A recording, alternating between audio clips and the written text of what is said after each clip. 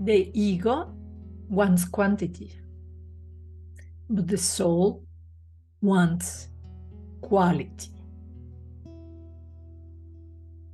54% of women entrepreneurs are depressed. 41% are burnout. This breaks my heart. This makes my blood boil. How is that possible in this day and age that we have women, highly talented, suffering? We can blame the outside world. We can blame men and the patriarchy, the system. The reality is that many of these women have even left the system. Actually, the statistic that I gave you is for women entrepreneurs. So they have left the system, but still they are in the same suffering. So there is something more profound than the patriarchy. There is something more profound than them. And when we blame anybody who we can blame, we lose all our power. When we look into what is happening within, we gain all the power to change our reality. By the first quote I read, I guess you know what I'm thinking. It is a difference in perspective on what we have given power to. Have we given power to our ego? Have we been given power to our soul? And it's very clear that we have given power to our ego. Of course, I have done the same, and sometimes I do that because it's a journey. We have an ego to protect us, to keep us alive, to help us cross the street. In fact, some authors call the ego the inner protector. So the ego has a very good function. It keeps us alive. But when it gets really challenging is when it really smothers our own authority, the one who guides us, our soul. And in reality, for grown-up women, it is very hard to listen to our soul because we have been trained for so many years to listen to our ego. And how does our ego sound? Be aware of this. Don't speak that loud. Watch out for this. The word that really defines the ego is should. I should, filling the blank. And also when we blame some other people, he should, fill in the blank. The government should, fill in the blank. She should, my children should, my husband should. Baron Katie, I'm a fan of her. She always talks about arguing with reality. Whenever you are arguing with reality, you are in the ego. Whenever you are in fear, in blame, in guilt, whenever you are shooting, is that you are in the ego. I want to give you 5 distinctions that will help you to move from the ego to the soul. Before I tell you that, know that this is a life journey. This is a life journey. It's not a flip of a switch. Oh, from one day to the other, I want to let go of my ego and I want to listen to my soul and everything will be happy forever after. No. It's the reason why we're alive. We will never get it done. It is a process. It's a process of expansion, of a spiritual soul expansion. So be compassionate with yourself. If anything of the points that I'm going to talk about later triggers you, take a deep breath in, exhale, and forgive yourself. You're learning. You're in the spiritual journey. The points that I want to share with you are nothing else but an invitation for you to lean more towards your inner authority, lean more towards your soul. and let starve the ego. Let's just don't pay attention. Don't fight it. Just move on more towards the soul. Don't argue with the ego. So, the first one I love. Serve yourself, serve others. There's a gigantic movement in personal development to be better. I want to be a better mother. I want to be a better athlete. I want to be a better daughter. That keeps us stuck in the ego because that is a better me. That keeps you with the light completely focused at you, and that is highly frustrating. That is what personal development is, highly frustrating and useless in many cases. The moment when it's very helpful is when you put the light into serving others. When you pay attention to your child, when you pay attention to your customer, when you pay attention to your husband, when you pay attention to serving, you become better.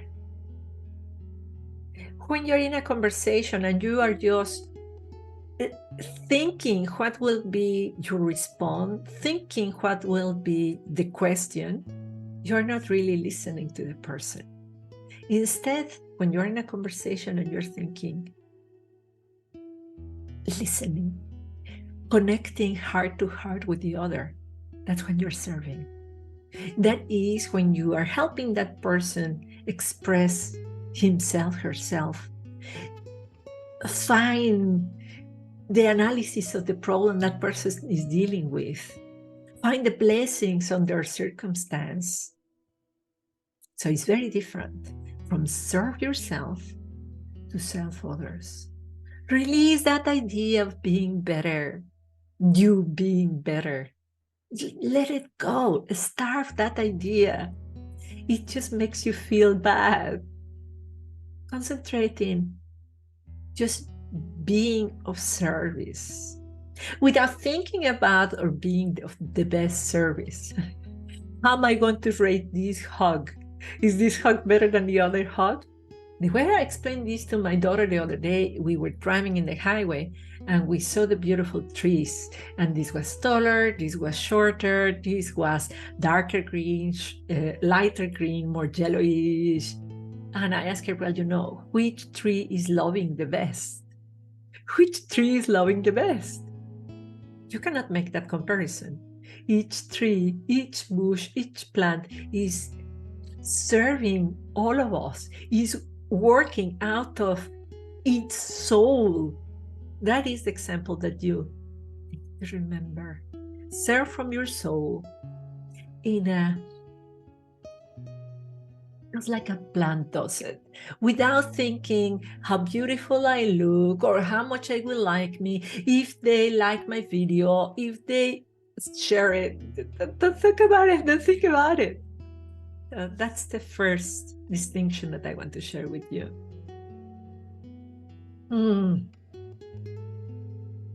The second one. This one comes as an inspiration from the women I work with. I work with women who are very senior in their businesses. And one of the challenges that they find is that they are looking for external validation. So they say, I am good if I sell. I am good if I get the right customer that I'm wanting. I'm good if they buy at my new price. My identity depends on what the opinion of others. I'm just beautiful if my husband notices. I'm a good mother if my children notice. I'm just a good person, just external validation. That is the ego. That is the ego. And of course, it's very easy to fall into that because we are rational beings.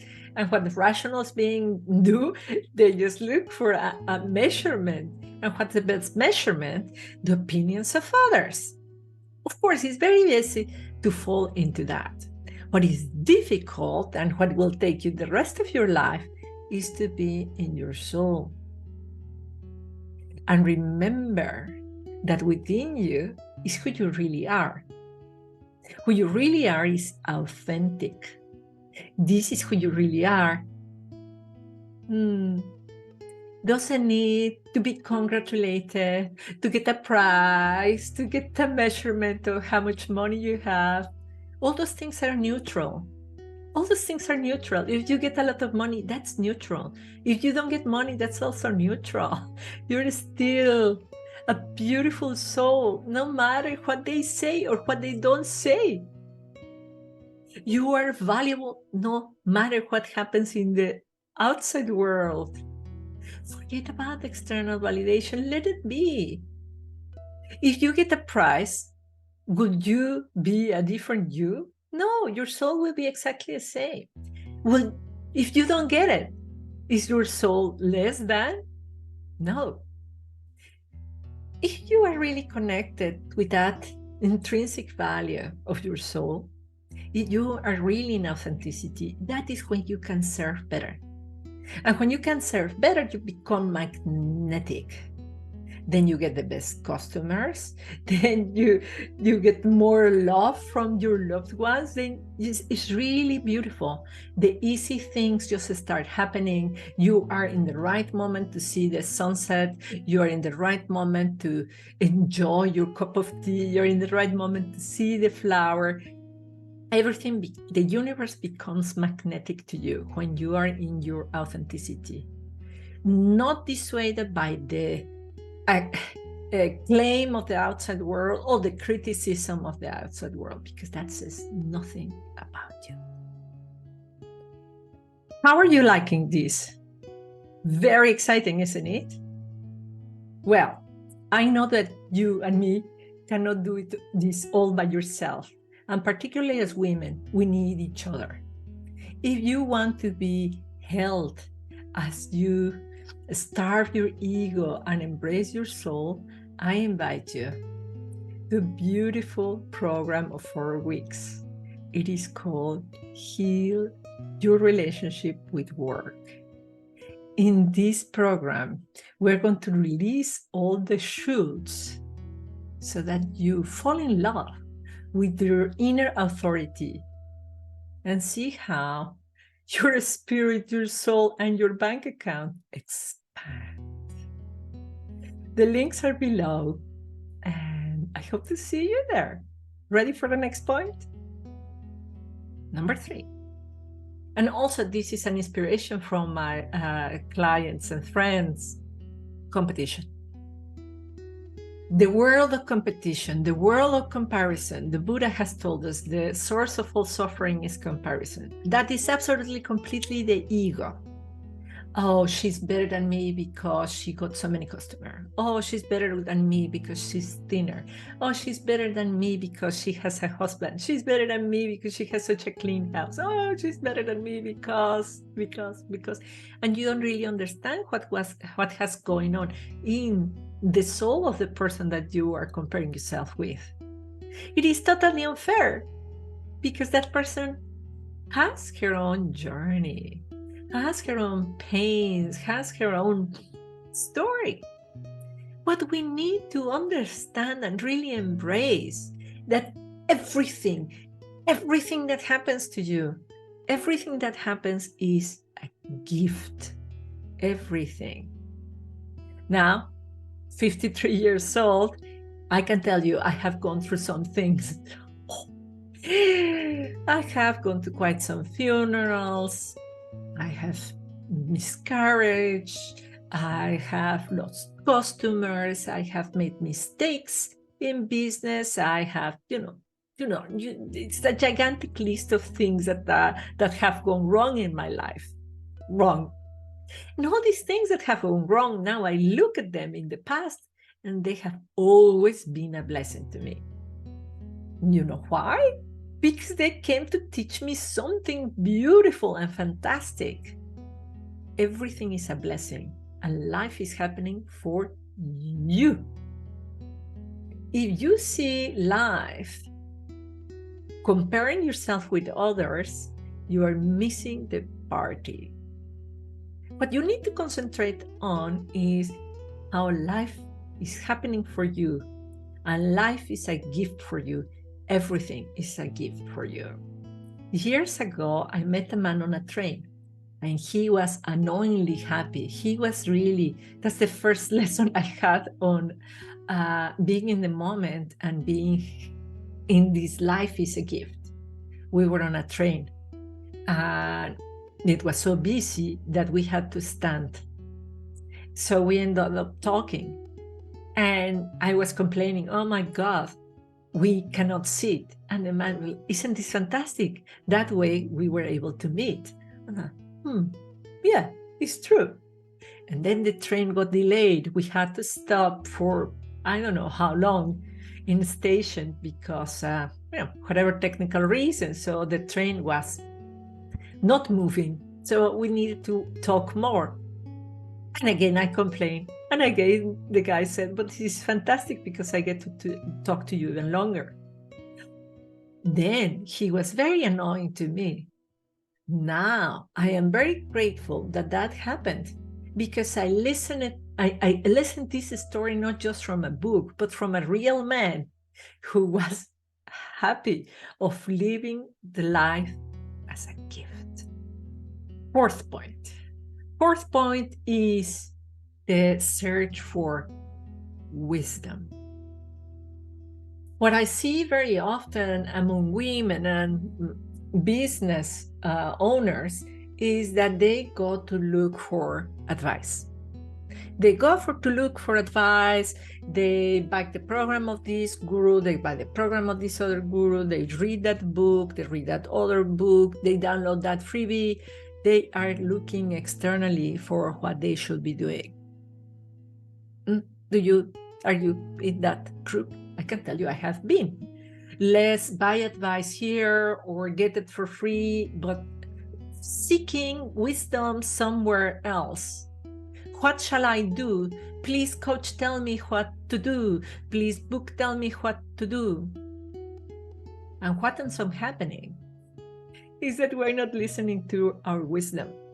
So how is our agenda looking with that? With a huge to-do list of things that we actually don't want to do or are not suited for us.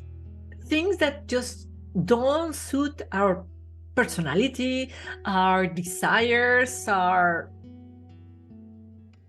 like this metaphor, the metaphor of a Formula One car loaded with cement. This is how I see many of my fellow female entrepreneurs. Because they look for advice from others, they end up with a process like that, a process that doesn't honor their own nature. Doing things that are absolutely nonsense, but they work for that wise person who told them that that is what they should be doing. So what's the solution? To listen to your own wisdom. How do I do that? How do I do that, Blanca? How can I listen to my own wisdom? After all, I am an idiot who has never been able to be successful in, fill in the blank, what you are wanting to do. That's the reason, because you are talking yourself down. You are wise. Wisdom lives within you. You have the light within. The thing is, you need to get silent. You need to be held by a community of women. You need a community. You need somebody who can hold you without telling you what to do. As you reconnect to your very own wisdom. This is what we have lost in cities, in the modern world. We have lost the power of community, and particularly of community of women, holding each other as they reconnect with their wisdom. There are many times when we disconnect from our wisdom, but other women, the presence of other women brings it back. Actually, the presence of other women is in fact the divine feminine that brings you to reconnect with your own wisdom. Meaning, You can also make use of nature. Lie down a field, hug a tree. If you are so lucky to have a baby, hug that baby. But you can do it with simple reason. To connect with your wisdom, you don't need books, you don't need methods, you don't need structure, step 1, 2, 3, 4, 5. You need to listen to your own wisdom. And then you, of course, can use the methods and Excel files and cards and all the technology that we have. But first connect to the divine feminine. The divine feminine lives in your body, lives in the plants, lives in the babies, lives in other women. Enough sources to help you to connect to the wisdom within, to stop the noise of everything that happens outside and reconnect. Last point. Seek to be filled. I see it so often with women. So no wonder we have such huge to-do list, because we want to fill our life up. Oh, my life is empty. We have to fill it up with more stuff. Some of us have bags full of stuff, agendas with full of stuff, houses full of stuff, businesses full of stuff, and then what is missing? Your own heart, your own soul. The moment you have your heart full of authenticity, of love for yourself, healthy love, and not hedonism, a healthy calmness of being and remembering who you are, you don't need all these things. You don't need new clothes. You don't need new projects. You just need that calmness of being. Remembering that you are complete. Practicing it. Go to your closet and see that you have all the clothes you need. You have all the projects you need. You have all the clients you need. You have all the resources you need. It's a matter of acknowledging. Acknowledge that wholeness. Everything that you have can bring you to everything that you are dreaming of. When you concentrate in the lack and you want more stuff, you don't enjoy what is. So connected with the previous one of life is a gift. Life is a gift, an eternal, wholesome gift. I hope this was helpful for you. I hope that you take me on this challenge and starve your ego. Start feeding your soul. You will see your to-do list changing dramatically. Wishing you all the best, and I see you next week.